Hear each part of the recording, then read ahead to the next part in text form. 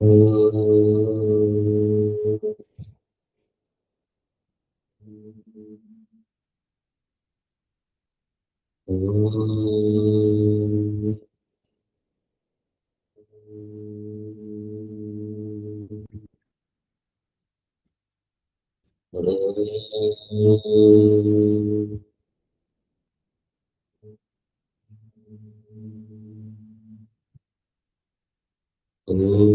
सहनावतु सहनौ भुनक्तु सह वीर्यं करवावहै तेजस्विनावधीतमस्तु मा विद्विषावहै। ॐ शान्ति शान्ति शान्तिः। सदाशिवसमारम्भाः शङ्कराचार्यमध्यमाम् अस्मदाचार्यपर्यन्ताम् वन्दे गुरुपरम्पराम्। श्रुतिस्मृतिपुराणानाम् आलयं करुणालयं नमामि भगवत्पादं शङ्करं लोकशङ्करम्। शङ्करं शङ्कराचार्यं केशवं बादरायणं सूत्रभाष्यकृतौ वन्दे भगवन्तौ पुनः पुनः। ईश्वरो गुरुरात्मेति मूर्तिभेदविभागिने व्योमवद्व्याप्तदेहाय श्रीदक्षिणामूर्तये नमः। ॐ भद्रं कर्णेभिः शृणुयाम देवाः भद्रं पश्येमाक्षभिर्यजत्राः स्थिरैरङ्गैस्तुष्ट्वागुंसस्तनूभिः व्यशेम देवहितं यदायुः। स्वस्ति न इन्द्रो वृद्धश्रवाः स्वस्ति नः पूषा विश्ववेदाः स्वस्ति नस्तार्क्ष्यो अरिष्ठनेमिः स्वस्ति नो बृहस्पतिर्दधातु। ॐ शान्ति शान्ति शान्तिः।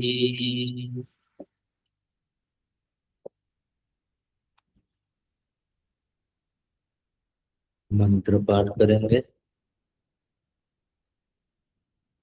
पहले मंत्र से ही पाठ करेंगे। ॐ इत्येतदक्षरमिदं सर्वम्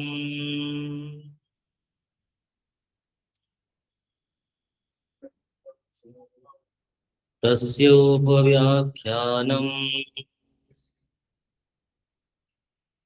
भूतं भवद्भविष्यदिति सर्वमोङ्कार एव यच्चान्यत्रिकालातीतं तदप्योङ्कार एव सर्वं सर्वं हैतद्ब्रह्म अयमात्मा ब्रह्म सोऽयमात्मा चतुष्पात् जागरितस्थानो बहिष्प्रज्ञः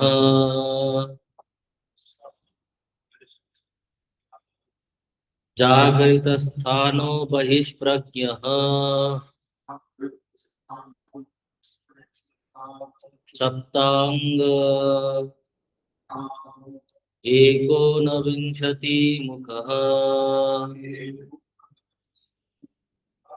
स्थूलभुक् वैश्वानरः प्रथमपादः स्वप्नस्थानोऽन्तः प्रज्ञः सप्तांग एकोनविंशतिमुखः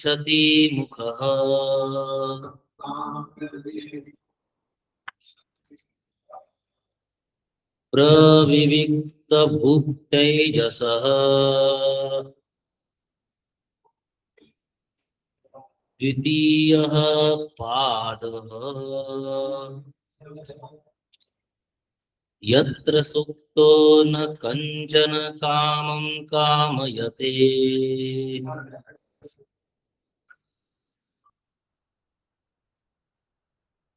यत्र सुप्तो न कंचन कामं कामयते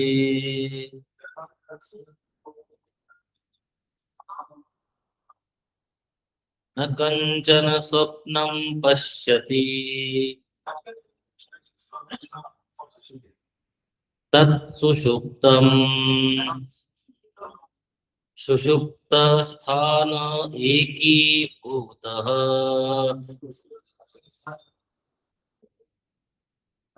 प्रज्ञानघन एव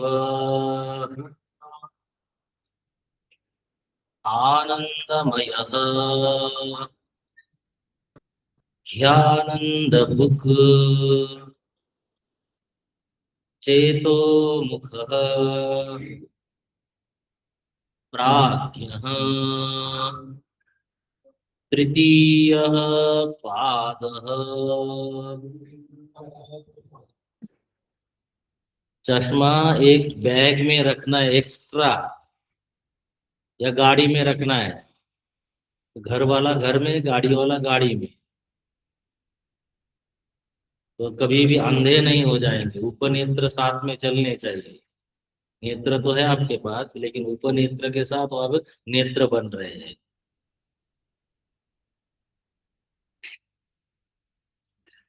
भाष्य। दर्शन अदर्शन वृत्त्योः तत्व अप्रबोध लक्षणस्य स्वापस्य तुल्यत्वात् सुषुप्ति ग्रहणार्थम यत्र सुप्तः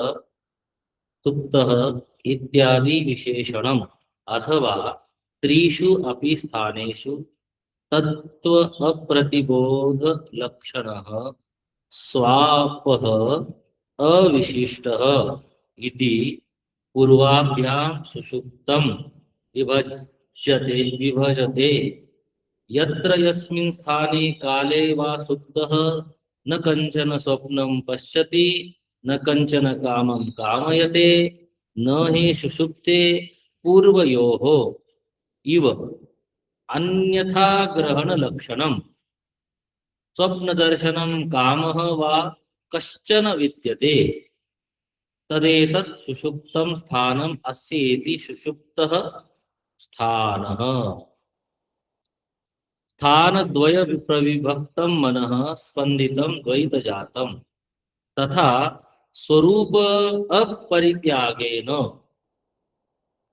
बना लेते हैं ना पेंसिल से, तथा स्वरूप अपरित्यागेन अविवेकापन्नम नैशतमोग्रह तम इव आह सप्रपंचकम एकीभूतम इति उच्यते। अतः एवः स्वप्न जाग्रत मनः स्पंदनानि प्रज्ञानानि घनीभूतानि इव सा इयम् अवस्था अविवेक रूपत्वात् प्रज्ञान घनः उच्यते। यथा रात्रौ नैशेन तमसा विभज्यमानं सर्वं घनमिव तद्वत् प्रज्ञान घन एव शब्दात् न जात्यन्तरम् प्रज्ञान व्यतिरेकेन अस्ति इत्यर्थः। मनसः विषयी आकार स्पंदनाय असत् आकार स्पंदन आयास दुखा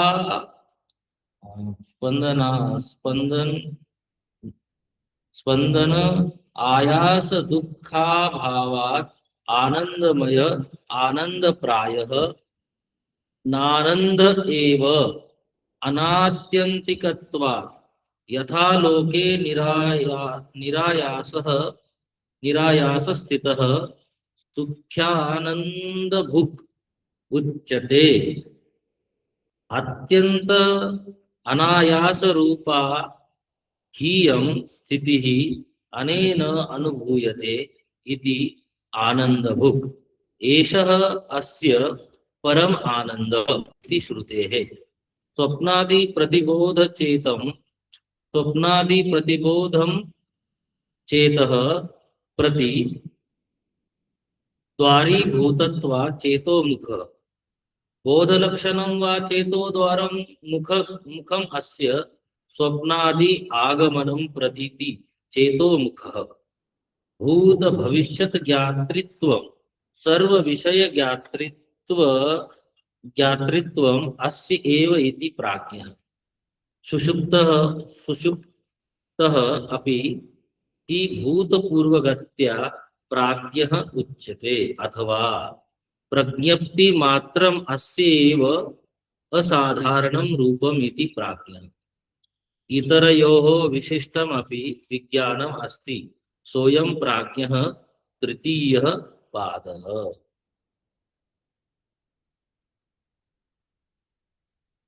सो श्रुति ने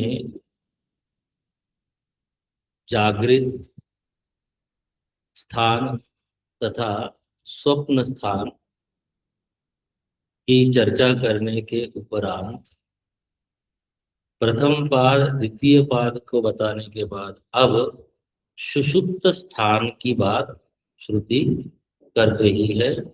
और जो सुषुप्त स्थान में जो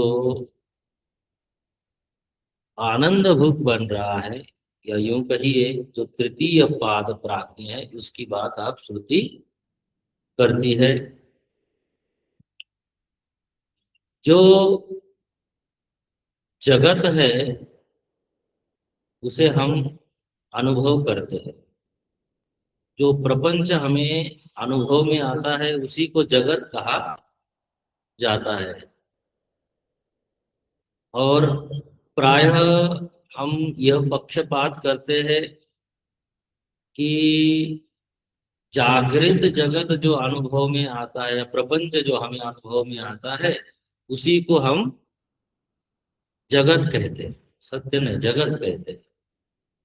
किंतु अनुभव जो प्रपंच का अनुभव हो रहा है उसी का नाम क्या है? जगत। तो स्वप्न का भी क्या होता है? अनुभव हो रहा है। और सुषुप्ति का भी अनुभव तो हुआ है। आपको ये तो पता चलता ही है कि हम सोए थे। जागृत में स्वप्न की स्मृति बनी रहती है। यहाँ तक सुषुप्त में हम गए थे ये भी हमें याद तो रहता है ना। ऐसा थोड़ा है कि क्या कहते हो भाई, मैं सोया था, मैं जानता नहीं हूँ लेकिन सोया था। तो जो वृत्ति अभाव हुआ था उस वृत्ति अभाव का तो आपको भान होता है। तो जागृत में आप कहते हो कि मैं सोया था। और स्वप्न की स्मृति जागृत में होती है, बल्कि याद भी रहता है स्वप्न क्या देखा था। आप सारे नहीं रहते, लेकिन जिसकी दृढ़ वासनाएं हैं या जो गहरा असर चित्त पे डालते हैं वो स्वप्न तो याद रहते हैं। तो स्वप्न जगत में भी प्रपंच तो था ना। तो जागृत अवस्था में प्रज्ञा बहिर्मुखी होती है, बहिर्जगत में जाती है, अपने स्वरूप के व्यतिरिक्त विषयों में वो जाती है, विषय को ग्रहण करती है। उसके कारण उसको बहिष्प्रज्ञ कहा। जिसकी यह प्रज्ञा है उसे बहिष्प्रज्ञ कहा था। और स्वप्न में भी तो बहिष्प्रज्ञ ही है। स्वप्न में भी वो बहिष्प्रज्ञ ही है, स्वरूप के व्यतिरिक्त ही जा रही है ना। वहां भी स्वरूप का तो ग्रहण नहीं हो रहा है। तो प्रज्ञा अन्य विषय में ही जा रही है, बाहिर बाहिर जा रही है, इसलिए उसका नाम क्या है? वहां भी बहिष्प्रज्ञ है। लेकिन जागृत की दृष्टि से उसको क्या कहते हैं? अंतः प्रज्ञ। ये समझिएगा, जागृत के अनुसार ही उसे क्या कहा जा रहा है? अंतः प्रज्ञ। तो अब जो सुषुप्त अवस्था है उसके ऊपर जब विचार करते हैं, स्वप्न के ऊपर, जागृत के ऊपर विचार करके ही हम स्वप्न की तक, ये सुषुप्त तक जाते हैं। तो देखिएगा, जो जागृत अवस्था में का जो अनुभव कर रहा है और स्वप्न अवस्था का जो अनुभव कर रहा है, उसका नाम बहिष्प्रज्ञ तथा अंतः प्रज्ञ कर दिया गया। तो यह दोनों अवस्था में प्रज्ञा तो बहिर्मुखी ही हो रही है, और आप जगत के साथ बाहर व्यवहार करते हैं तो इसको कहा जाता है कि ये तो जागृत है। और जगत में व्यवहार करने के कारण हमको लगता है कि ये सत्य है, यह सत्य है। लेकिन स्वप्न से जब आप जागृत में आते तो स्वप्न को आप क्या कहते हो? वो तो झूठ है ना? स्वप्न तो झूठ है। लेकिन स्वप्न में जाते तब तो जागृत नहीं रहता, वहां जागृत जगत का अनुभव तो नहीं होता। कुछ लोग स्वप्न को भी सत्य सिद्ध करने पे आड़े रहते हैं। कुछ लोग हैं, ज्योतिष वगैरह को देखिएगा तो कहेंगे कि आपने सांप देखा तो ये फल मिलेगा, आपने ये देखा तो वो फल मिलेगा, आपने आपको शरीर के ऊपर नग्न अवस्था में तेल लगाते हुए अगर अनुभव किया तो उसकी मृत्यु निश्चित है। सुना होगा ये आपने ना, गाँव में भी बोलते हैं लोग ना। स्वप्न के, उसके लिए एक पुस्तक ही है, क्या है उस पुस्तक का नाम याद नहीं आ रहा है। स्वप्न के अनुसार उसको, वो ज्योतिष का, तो क्या स्वप्न देखने से क्या फल मिलता है। अब लेकिन अगर आप यहाँ वेदांत की दृष्टि में या शास्त्र की दृष्टि में विचार करते हैं तो स्वप्न को क्या कहते हैं जागृत में आप? मिथ्या, असत्य नहीं, मिथ्या। असत्य होता तो उसका अनुभव नहीं होता। आपको हमने बोला है, असद वस्तु कभी भी अनुभव गम्य नहीं होती, असत का भ्रम भी नहीं होता है। जैसे, फिर से समझिए, क्योंकि प्रश्न फिर से आप वही के वही गट्टम गट्टा करते रहते हैं। आपको खिचड़ी बनाने में ज्यादा आनंद आता है, अब हम क्या करें? तो ऐसा समझिए, रस्सी पे जो सर्प है, जिस काल में सर्प का बोध हो रहा है उस काल में तो सर्प बिल्कुल सत्य लगता है। वो उस काल में भी वहां नहीं है, लेकिन आपको तो अनुभव में आ रहा है। तो ज्ञान से सर्प बाधित होता है, ठीक है? जो सर्प बुद्धि है वो बाधित होती है, सर्प नहीं, सर्प बुद्धि बाधित होती है। तो रस्सी तो बाधित नहीं हुई। तो क्योंकि वो उसका, उसके साथ व्यवहार हुआ, आप डरे, तो वो सर्प क्या है? मिथ्या है, असत नहीं है। अगर असत होता तो उसका भ्रम भी नहीं होता, ठीक है? इसलिए हम जगत को असत न कह के क्या कहते हैं? आप बोलते हैं, कोई व्यक्ति झूठ बोलता है, प्रलाप करता है, तो आप क्या कहते हो उसे? आप मिथ्या भाषण कर रहे हो, झूठ बोल रहे हो। इसका मतलब थोड़ा, एक झूठ बोलना मतलब इसका ये मतलब तो नहीं कि वो बोल नहीं रहा है, बोल तो वो रहा है, लेकिन यथार्थ बात नहीं कर रहा है, ठीक है? सर्प दिख तो रहा है, लेकिन वो यथार्थ वहां नहीं है। आप क्लियर है? फिर नहीं बोलना चाहिए कि असत है। असत नहीं बोलिए, जगत असत नहीं है, जगत क्या है? मिथ्या है। तो देखिए क्या कहते हैं कि जो जागृत में जगत है वो स्वप्न में जाकर बाधित हो जाता है, वहां उसका अनुभव नहीं होता है। लेकिन स्वप्न जागृत में स्मरण तो होता ही है, किंतु उसको हम लोग क्या मानते हैं, वो झूठ है। ठीक है। तो देखिए अब जो सुषुप्त अवस्था है ये अवस्था है कैसी, जागृत स्वप्न दोनों को लेकर हम वहां जाते हैं। वहां पे ना जागृत की वृत्ति है ना ही स्वप्न की वृत्ति है। तो वहां पर क्या है, वृत्ति है ही नहीं, ऐसा भी नहीं है।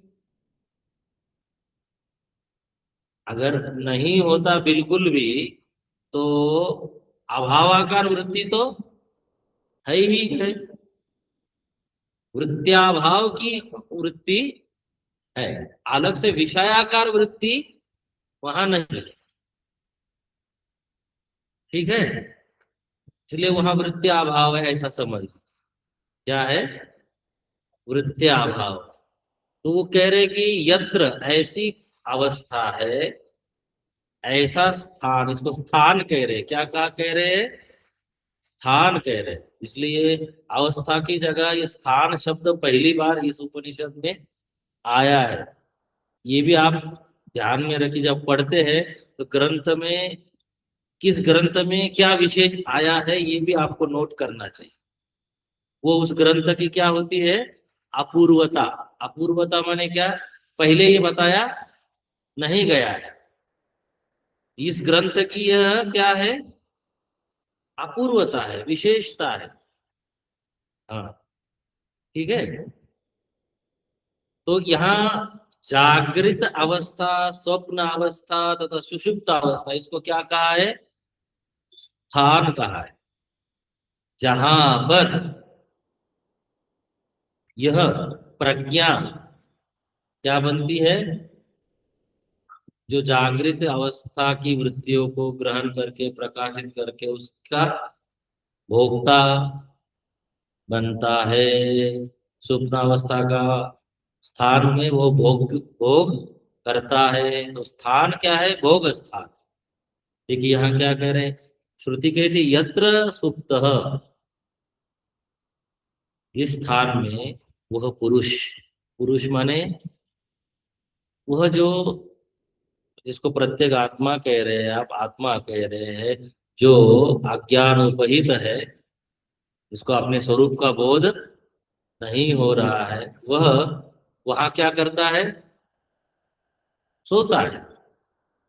कैसे सोता है, तो कहता है कि श्रुति कहती है कि न कंचन कामम कामयते। कंचन माने किंचित भी, कुछ भी, किसी भी चीज की कामना नहीं होती वहां। कितनी बढ़िया अवस्था है। कामना के कारण ही तो हम लोग दुखी होते हैं। जागृत अवस्था में, स्वप्न अवस्था में भी कामना तो रहती है, और कामना के कारण फिर सब उथल पुथल मची रहती है। सुषुप्ति अवस्था ऐसी अवस्था है, ऐसा स्थान है जहाँ कामना नहीं होती। न कंचन कामम कामयते, माने जागृत अवस्था का निषेध करते हैं। ठीक है। न कंचन, जो जागृत में हम लोग कामना करते हैं, वो कामनाएं माने वो व्यवहार वहां सुषुप्त अवस्था में नहीं होता है, सरलता से। न कंचन स्वप्नम पश्यति, और किसी भी प्रकार का वासनामयी प्रपंच की भी प्रतीति वहां नहीं होती। मनस्पंदन भी वहां नहीं हो रहा। सुषुप्ति अवस्था को भी मन का स्पंदन ही कहते हैं, यहाँ आगे कहेंगे। लेकिन वहां स्पंदन किसी प्रकार का नहीं हो रहा है। पूरे तत्सुषुप्तम, उसका नाम क्या है, सुषुप्ति अवस्था या सुषुप्ति स्थान। आगे उसको कहते हैं सुषुप्त स्थान। इस सुषुप्त स्थान में क्या हुआ? बोले एक ही भूत। पीछे क्या कहा था ये देखिएगा, पिछले दोनों मंत्रों में क्या भेद था उसको देखिएगा। वहां कहा था सप्तांग, हाँ, एकोन विंशति मुख, एकोन विंशति मुख होकर ही वह बहिष्प्रज्ञ तथा अंतः प्रज्ञ हो रहा था। ठीक है। यहां पर क्या हुआ बोले एक ही भूत, सारी वृत्तियों का वहां क्या हो गया, एकीकरण हो गया। वहां कोई अन्य वृत्ति है ही नहीं, प्रज्ञा ही है। जो प्रज्ञा जागृत अवस्था में बहिर्देश में गमन कर रही थी, वृत्ति के रूप में अनुभव हो रही थी, वही प्रज्ञा जो स्वप्न में वासनामय प्रपंच का प्रकाशन करके तद्रूप हो रही थी, वही प्रज्ञा यहाँ क्या हो रही है, वृत्ति यहाँ एक ही कार हो रहा है, कोई वृत्ति यहाँ पर दिख नहीं रही। प्रज्ञान घन, प्रज्ञा का ही क्या घनीभूत हो गई, प्रज्ञा ही क्या हो गई, घनीभूत हो गई। माने अलग अलग वृत्तियां उठती है ना, तो आपको यह अनुभव होता है कि मैं व्यवहार कर रहा हूं, मैं हूं, है ना। अलग अलग वृत्तियां उठती है। यहाँ अन्य वृत्ति न होने के कारण कोई प्रवाह दिख नहीं रहा। इसी को आनंदमय कोश जब हमने पढ़ा था, तो वहां क्या कहा था, आनंदमय, आनंद स्वरूप जो तैत्तिरीय उपनिषद में कहा गया, दो प्रकार से वहां भी प्रज्ञान कहा गया। वहां प्रज्ञान प्रज्ञानम ब्रह्म ऐतरीय में कहा गया। तो प्रज्ञान से क्या वहां तात्पर्य, वहां तो आत्म चैतन्य, ठीक है। यहाँ प्रज्ञान वृत्ति ही है, ठीक है। हाँ, यहाँ प्रज्ञा क्या है, वृत्ति है। तो वृत्तियों का क्या हुआ, घनीभूत हो गई। आनंदमय कोश में वृत्तियों का क्या है, घनीभूतीकरण है, मलिन सत्व है। क्या है, हाँ, प्रचुरता भी है और विक्षेप भी है। प्रचुरता किसकी है, आनंद की प्रचुरता है, इसके कारण वो आनंदमय है। किंतु वो कैसा है, मलिन सत्व प्रधान है, ठीक है। एव आनंदमय, तो वृत्तियां क्या हो गई, बोले घनीभूत हो गई। तो आनंद भुक,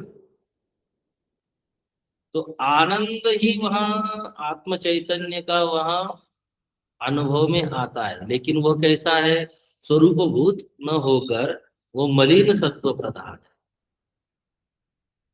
ठीक है। घनीभूत है, मयट प्रत्यय इसीलिए लगता है, मय हो जाता है, का लोप हो जाता है। तो कह रहे आनंद भुक, आनंद भूख है वो। पीछे कहा था प्रविविक्त भूख, देखिएगा भेद समझ में आना चाहिए। पिछले श्रुतियों में क्या कहा था, प्रविविक्त भूख, अलग अलग वृत्तियां है वहां, ठीक है। स्वप्न में भी, स्वप्न चल रहा होता तो भी अनेक वृत्तियां है ना वहां, अलग अलग वृत्ति उठ रही है।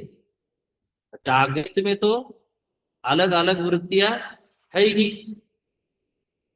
तो वह यहाँ प्रविविक्त भूख है, यहाँ क्या है, सुषुप्त अवस्था में, सुषुप्त स्थान में आनंद भूख, चेतो मुख,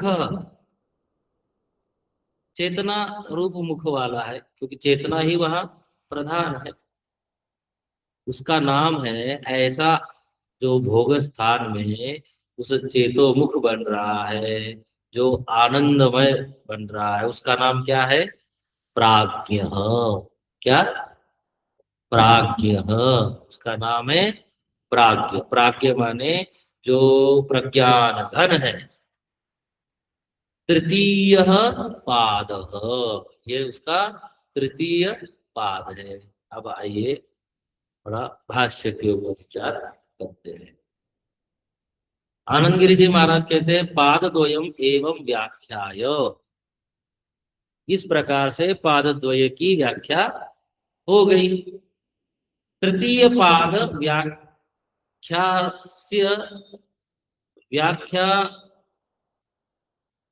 अस व्याख्यान व्याख्यास्यन् व्याख्यायम अनुश्रुतः श्रुतौ न कंचन।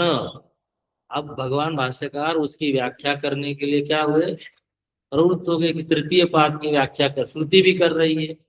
कैसे बोले, न कंचन इत्यादि के द्वारा। भगवान भाष्यकार कहते दर्शन अदर्शन वृत्त्यो हो तत्व अप्रबोध लक्षणस्य। दर्शन अदर्शन, दर्शन कहाँ होता है, जागृत अवस्था में, और स्वप्न में भी वृत्तियां तो रहती है। तो वहां पे वृत्तियों का कोई भान नहीं हो रहा है, तत्व का क्या है, अभान है। क्या है, एक अभान की अवस्था है, उस अवस्था का नाम क्या है, सुषुप्त। लिख रहे दर्शन अदर्शन वृत्त्यो हो तत्व अबो अप्रबोध लक्षणस्य स्वापस्य तुल्यत्वात्। तुल्यत्वात् माने क्या भाई, आपको जागृत अवस्था में तो स्थूल विषयों का अनुभव होता है, और स्वप्न में वासनामय विषयों का, प्रपंच का अनुभव होता है। तो दोनों की तुलना से यहाँ क्या है, कोई अनुभव नहीं है। माने प्रपंच का, वृत्तियों का तो कोई अनुभव वहां पे नहीं हो रहा है। तो कह रहे हैं स्थूल विषय क्या है, बोले कि जहां पे आपको अनुभव होता है उसको तो हम स्थूल कह देते हैं जागृत अवस्था में, इसलिए उसको स्थूल विषय कह देते हैं। सुषुप्त में वासनामय है, कोई ऐसा ठोस पदार्थ दिखता नहीं है, लेकिन वहां अनुभव तो होता है, तो उसको स्थूल है वो अस्थूल है ऐसा कह दीजिए। किंतु सुषुप्त में कोई भी विषय न होने से क्या कह रहे हैं, वह स्वप्न अवस्था है। यत्र सुप्तः इत्यादि विशेषणम, उसका इसलिए स्वप्न सुप्त से उसका विशेषण किया जा रहा है। स्थूल विषय वहां पे दर्शन नहीं हो रहा है। देखिए आगे, अथवा त्रिषु अपि स्थानेषु तत्व अप्रतिबोध लक्षण स्वापः अविशिष्ट इति पूर्वाभ्याम सुषुप्तम विभजते।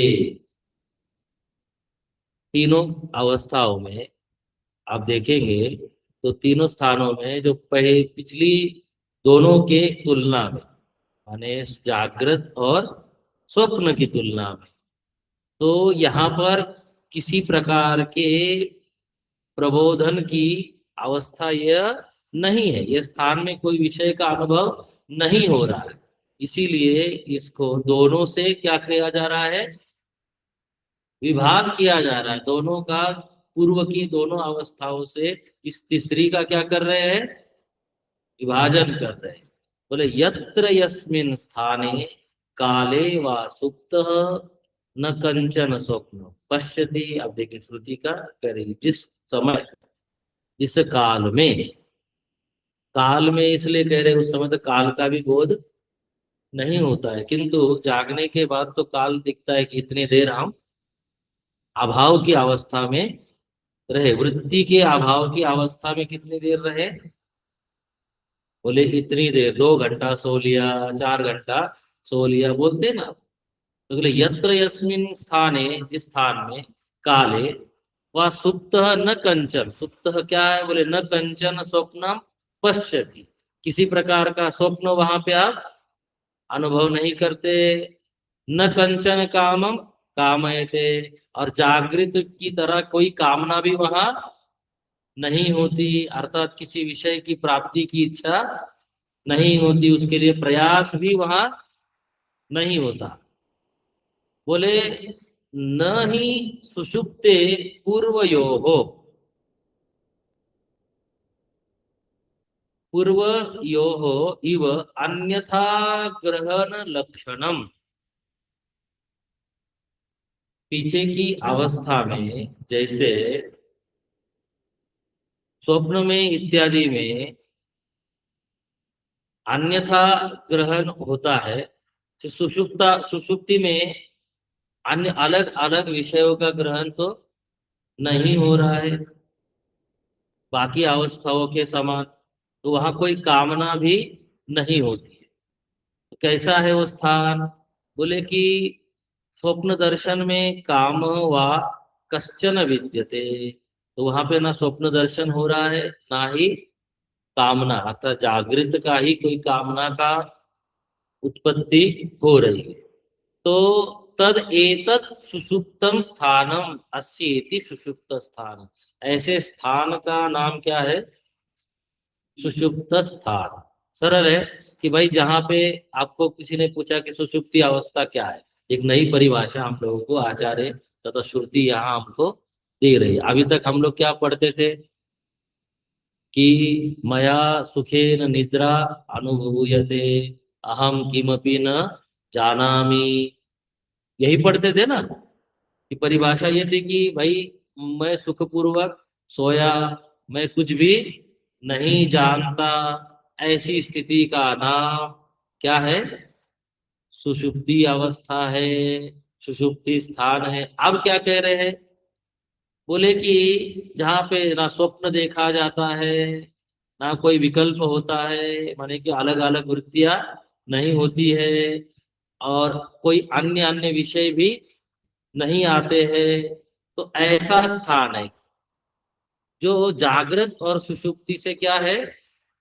भिन्न है, जागृत और स्वप्न से भिन्न है, एक ही जैसे अक्षर होने से वही निकल आता है। तो क्या कह रहे हैं कि तद एतत् सुषुप्तम, उसकी का नाम क्या है? सुषुप्ति स्थानम, अस्येति सुषुप्त स्थान, इसी का नाम सुषुप्त स्थान है। बोले स्थान द्वय प्रविभक्तम मनः, स्थान द्वय में यह मन ही प्रविभक्त होकर बाह्य देश में जाकर क्या बन रहा है? अनेक विषयों को ग्रहण करके बहिष्प्रज्ञ कहला रहा है, और अंतर्देश में वासना रूप में स्पंदित होके उसी को अंत प्रज्ञ वो, हाँ, बन रहा है, विषयों को ग्रहण कर रहा है। तो बोले कि स्पंदितम द्वैत जातम, तो उसके स्पंदन से क्या हो रहा है? द्वैत का अनुभव होता है। किंतु यहाँ द्वैत की अनुभूति, भाई यहाँ तो किसी की अनुभूति ही नहीं हो रही है। सुषुप्ति अवस्था में तो किसी की अनुभूति ही नहीं हो रही है। तो बोले तथा स्वरूप अपरित्यागेन अविवेकापन्नम, देखिए क्या है स्वरूप का यहाँ पे? अपरित्याग, किंतु विवेक क्या है नहीं, अविवेक है। विवेक माने अज्ञान है, अविवेक माने अज्ञान है। जैसे आप अंधकार में होते हैं, सारा प्रपंच तो स्थित होता है,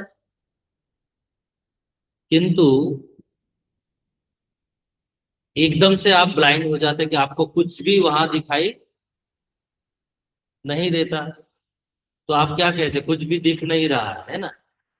वैसे ही सुषुप्ति अवस्था में जागृत और स्वप्न प्रपंच लय हो जाता है, होता नहीं है ऐसा नहीं, वहां क्या हो गया? घनीभूत हो गया, लय हो गया। फिर वही से क्या होता है? वो प्रकट होता है। कुछ लोग हैं, देखिए, कहते हैं कि पहले सोने के लिए जब जाते हैं तो सोते हैं तो धीरे धीरे नींद आती है। तो पहले स्वप्न देश में जाते हैं, फिर स्वप्न से सुषुप्त देश में जाते हैं, उठते समय भी फिर पहले स्वप्न देश में आते हैं, स्वप्न देश से फिर जागृत देश में आते हैं। कुछ लोगों के बारे में ऐसा कहा जाता है कि वो गिरते ही गहरी निद्रा में चले जाते हैं।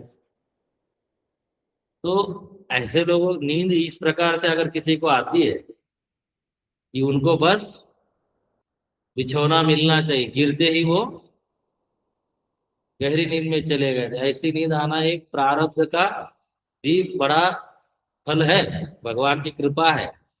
नहीं तो दवा खा खा के सोते हैं, जाते ही नहीं, दिन भर रात भर उल्लू की तरह छत को देखते रहते हैं। हाँ, और फिर सुबह उठते हैं। तो ऐसा भी ठीक नहीं है। तो देखिए क्या कह रहे हैं, न नैशतम उग्रस्तम इव आह सब प्रपंचकम एकीभूतम इति उच्यते। क्या कह रहे हैं, ये सारा प्रपंच क्या हो जाता है, वही चला जाता है, और वही से सारा प्रपंच फिर उदित द्वैत प्रपंच जो है, माने स्वप्न और जागृत, कहाँ से आ रहा है, फिर सुषुप्ति से ही आ रहा है। इसके लिए भगवान भाष्यकार और हमारे आचार्य एक उदाहरण देते हैं कि देखिए क्या होता है। इसको ऐसे उदाहरण से समझना चाहिए कि कुम्हार जो है वो घड़ा बनाता है, सकोरा बनाता है, फिर क्या बोलते हैं, अलग अलग बर्तन बनाता है, लेकिन उसको पकाता नहीं, वापस ले जाके उसी कीचड़ वाले गड्ढे में वो डाल देता है। जहां से निकला था उसी में सब डाल दिया सब। तो क्या घड़ा इत्यादि था नहीं, अभी जहां देखेंगे तो वहां दिखाई आपको, फिर वहां से ही प्रकट हो जाता है। तो वैसे ही ये स्वप्न सुषुप्त अवस्था है कि जहाँ जागृत और स्वप्न प्रपंच क्या होता है, लय हो जाता है और फिर प्रकट हो जाता है। तो देखिए क्या कह रहे हैं, सप्रपंचम एक ही भूतम इति उच्यते। सारा प्रपंच यहाँ क्या हुआ है, एक ही भूत हुआ है। अतः एव, इसलिए ये जो प्रपंच है क्या है, बोले स्वप्न जागरण मन स्पंदना, मन का स्पंदन ही है क्या, जागृत और स्वप्न।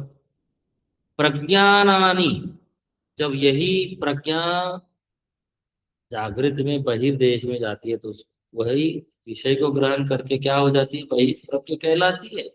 और स्वप्न देश में जब यही मन स्पंदन करता है, उसको प्रज्ञा प्रकाशित करती है, तो वही क्या कहलाती है, अंतः प्रज्ञा। तो बोले कि यही प्रज्ञा, क्या बोले, घनीभूतानि इव, देखिए घनीभूतानि इव क्यों कह रहे हैं, देखिए आत्म चैतन्य ना ही जागृत अवस्था का वहां बैठ के जागृत स्थान में भोगता है, ना ही सुषुप्त स्वप्न अवस्था में, ना ही सुषुप्ति अवस्था में अभाव में जा रहा है। तो प्रज्ञा जो है, प्रज्ञान जो है, क्या कह रहे हैं, प्रज्ञान घनीभूत सा हो जाता है। तो सा इयम अवस्था, उस प्रज्ञान की घनीभूत सी जो अवस्था है, उस अवस्था को कैसा है, बोले अविवेक रूपत्वा, वहां विवेक नहीं हो रहा है। विवेक नहीं हो रहा है माने क्या, अपने स्वरूप का बोध नहीं हो रहा है। आत्म चैतन्य वहां विद्यमान है, लेकिन अन्य कोई वृत्ति उठ न उठने के कारण अलग से कि मैं जान रहा हूं, ऐसा अनुभव नहीं होता है। तो अविवेक रूपत्वात् प्रज्ञान घन, अविवेक होने के कारण उसको क्या कह रहे हैं, प्रज्ञान घन उच्यते। भगवान भाष्यकार उदाहरण दे रहे हैं, यथा रात्रौ, ऊपर भी नई शतम कहा था। रात्रि में जैसे सब कुछ क्या हो जाता है, अंधेरे में आपको बिल्कुल लगता है कुछ भी नहीं है। बोले यथा रात्रौ नैशेन तमसा, अंधकार के साथ बिल्कुल अविभज्यमानम। नैशेन माने रात्रि के समय अंधकार में, ठीक है ना, अंधकार में। निशा बोलते हैं ना आप लोग, निशा, हाँ, निशा का ही नैशेन, ठीक है। रात्रि में अंधकार होने से क्या होता है, अंधकार तमसा अविभज्यमानम सर्वम घनमिव, सब कुछ अंधकारमय हो जाता है, सब कुछ क्या लगने लग जाता है, अंधकारमय। घनम इव तद्वत प्रज्ञान घन, उसी प्रकार से प्रज्ञान घन है। सारी वृत्तियां वहां क्या हो गई, घनीभूत हो गई। दूसरा उदाहरण क्या दिया, जैसे घड़ा बनाया, सकोरा बनाया और फिर वापस जाके उसी मिट्टी के ढेर में उसको डाल दिया, पकाया नहीं, पकाने के बाद तो फिर वो अलग हो जाएगा, ठीक है ना। उसी में डाल दिया तो क्या हुआ, आपको फिर लगा कि कुछ बना ही नहीं है, लेकिन वो बना था, फिर वही से फिर से प्रकट होगा। देखिए क्या कह रहे, एव शब्दात न जात्यंतरम प्रज्ञान व्यतिरेकेन अस्ति। एव शब्द माने प्रज्ञान के व्यतिरिक्त, माने अन्य कोई चीज नहीं है, यही बताना चाह रहे हैं, यही इसका अर्थ यहाँ लेना है। प्रज्ञान को छोड़कर अन्य कोई वस्तु नहीं है। मनसः विषय विषयाकार स्पंदनाय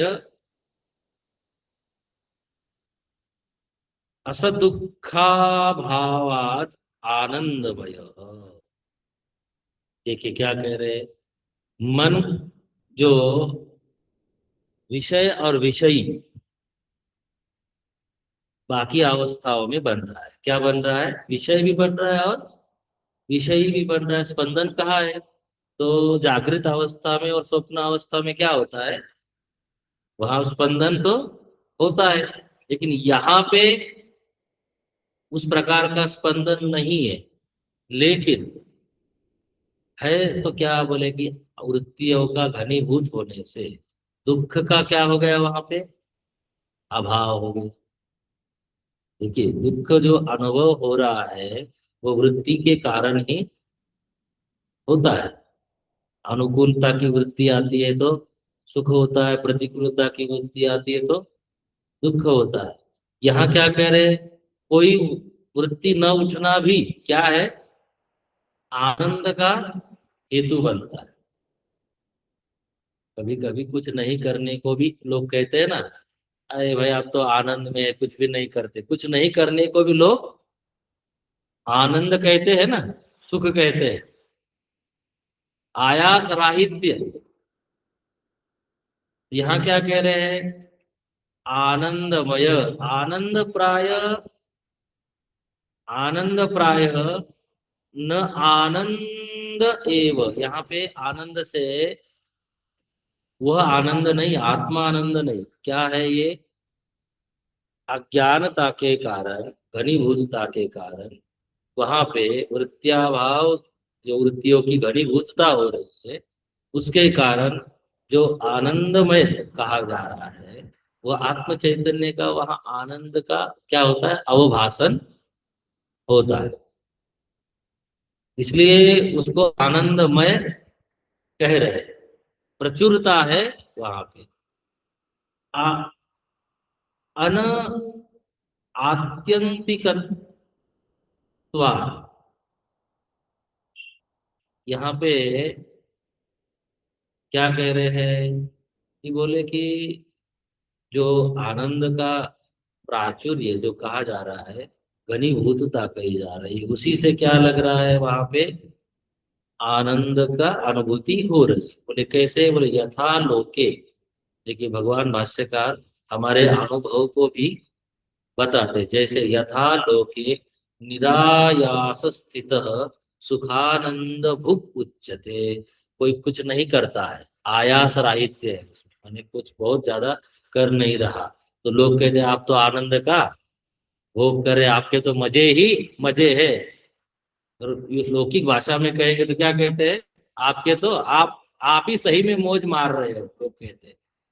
क्योंकि कुछ नहीं करके सारा आनंद आपको मिल रहा है, बल्कि करने को लोग दुख मानते हैं। देखिए, अत्यंत अनायास रूपा, अत्यंत आयास का वहां क्या है, राहित्य है। हीयम स्थिति ही, इस प्रकार की स्थिति तो क्या कह रहे हैं, अनेन भूयते, इस प्रकार की स्तुति स्थिति जब होती है, इस स्थिति को जो व्यक्ति अब अनुभव करता है, या जो उस समय प्रज्ञान उस स्थिति का अनुभव कर रहा है, उस स्थिति में स्थित है, उसका नाम क्या है, आनंद भुक। भाई आनंद तो आपको आ रहा है ना, आपने उठने के बाद कहा कि मैं बहुत सुखपूर्वक आज बड़ी अच्छी नींद हुई। बोले अरे बड़ी अच्छी नींद माने क्या होता है, बोले कि बड़ा आनंद आया, कुछ जानता नहीं हूँ लेकिन बड़ा मजा आया, आज उठने के बाद बिल्कुल भी फ्रेश फ्रेश लग रहा है। ठीक है, तो क्या कहते हैं, एषः अस्य परम आनंद। श्रुति ने कहा जो इस प्रकार से जो आनंद आ रहा है, तो ये जो आनंद है, इससे उत्कृष्ट आनंद क्या है, स्वरूप आनंद है। स्वरूप आनंद से बड़ा कोई आनंद नहीं है, लेकिन ये जो सुषुप्त अवस्था में, सुषुप्त स्थान में जो आनंद हो रहा है, वो स्वरूप आनंद नहीं है। आपको एक बार फिर से तैत्तिरीय उपनिषद को उलट पुलट के रख देखना चाहिए। वहां पर अन्नमय से लेकर आनंदमय तक की आपकी यात्रा करा के परमानंद तक लेकर चले जाती है श्रुति। तो आपको उसको एक बार फिर से देखना चाहिए, आपके मनन का विषय, स्वाध्याय का विषय वह बनना चाहिए। आप देखिए, कह रहे हैं स्वप्नादि प्रतिबोध बोधन चेत प्रतिद्वारी भूतत्वा चेतो मुख। चेतो मुख क्यों कह रहे हैं, ये स्वप्न और जागृत, ठीक है, जा रहे हैं उसी में, और उसी से पहले स्वप्न प्रकट हुआ, फिर जागृत प्रकट हो रहा, माने कि आपका स्वप्न प्रकट होने से तात्पर्य यह है कि जो, यूं कहिए कि जो प्रज्ञान है, जो भोक्ता है, तो क्या होता है, वो स्वप्न में आया, स्वप्न से फिर जागृत, द्वारीभूत, द्वार बनने के कारण इसको क्या कह रहे हैं, चेतो मुख। देखिए, स्वप्नादि प्रतिबोधन चेत, प्रज्ञा बहिर्मुख होती है, इसलिए इसको क्या कह रहे हैं, जी, चेतो मुख, द्वारी भूतत्वात् चेतो मुख, बोध लक्षणम व चेतो द्वारम। देखिए, लक्षण क्या करे, बोध लक्षणम व चेतो द्वारम मुखम अस्य, क्या कह रहे, चेतो द्वारम मुखम अस्य स्वप्नादि आगमनम प्रतीति चेतो मुख, कि यहाँ से बोध का क्या होता है, बोले कि वही जो प्रज्ञा है, वह सुषुप्त से फिर जागृत में, स्वप्न में, और स्वप्न से जागृत में, तो ऐसे आगमन हो रहा है, और गमन भी हुआ और आगमन भी हुआ, एकीभूत हुआ, फिर वहां से बहिर्मुख हुआ, इसलिए भी उसका नाम क्या रख रहे हैं, द्वार बनने के कारण, प्रगटीकरण होने के कारण इनका, इसको कह रहे हैं चेतो मुखः भूत भविष्यत ज्ञातृत्वं सर्व विषय ज्ञातृत्वं अस्य एव इति प्राज्ञ। भूत भविष्यत का तात्पर्य क्या है? पहले भी वो सारी विद्या उसमें गई तो भूत हो गया, पहले गया इसलिए लय हुआ तो भूत, और फिर प्रकट होता है तो उसको क्या कहेंगे? भविष्य। प्रकट हो रहा है तो इस सब का ज्ञान किसे होता है?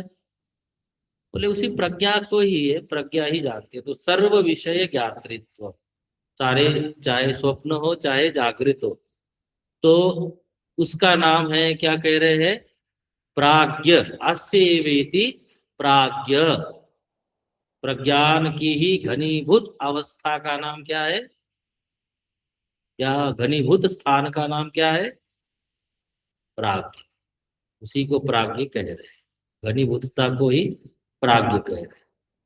सुषुप्तोपि ही भूतपूर्वगत्या प्राज्ञ उच्यते।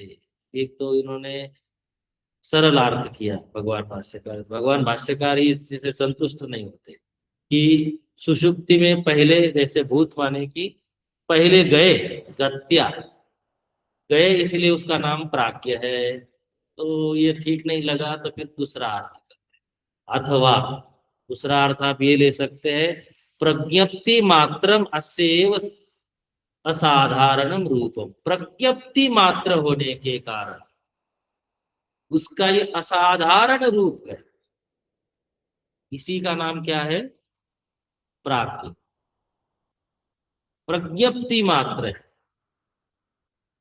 तो इसलिए भी उसका नाम क्या रख रहे हैं? प्राज्ञ। इतरयोः विशिष्टम अपि विज्ञानम अस्ति। अन्य अवस्थाओं में एक विशिष्ट विज्ञान होता है, किंतु यहाँ विशिष्टता कोई है नहीं। कहाँ पर? सुषुप्त अवस्था, जागृत तथा स्वप्न स्थान में, दोनों में प्रज्ञा की क्या है? विशिष्टता है। विषय अनेक है। बहिष्प्रज्ञ में तो अनेक साधन है, माने अनेक विषय है, और स्वप्न स्थान में भी विषयों की अनेकता है, किंतु उस प्रकार से विषय नहीं, वह वासना में विषय है। लेकिन वहां भी प्रज्ञा बाहर ही जा रही, आत्म व्यतिरिक्त ही जा रही है। किंतु यहाँ पे तो कोई और विषय नहीं है, इसलिए विज्ञान में कोई विशिष्टता नहीं। वृत्ति अलग हो जाती है तो विशिष्टता आ जाती है, लेकिन यहाँ वृत्तियां अनेक नहीं है, घनीभूतता है, इसलिए यहाँ अविशिष्ट विज्ञान है, ऐसा समझिए। विज्ञानम अस्ति सोयम प्राज्ञ, उसी का नाम क्या रखा है? प्राज्ञ। और यही क्या है? तृतीय पाद है। उसी आत्म चैतन्य का क्या नाम हो रहा है सुषुप्त स्थान पर? प्राज्ञ। ठीक है। सो यहाँ तक आज रखते हैं, अगले सप्ताह फिर से इसको दोहराएंगे थोड़ा सा, फिर आगे चलेंगे। ओम पूर्णमदः पूर्णमिदं पूर्णात् पूर्णमुदच्यते पूर्णस्य पूर्णमादाय पूर्णमेवावशिष्यते। ओम शांति शांति शांति। हरि ओम। श्री गुरुभ्यो नमः। हरि ओम।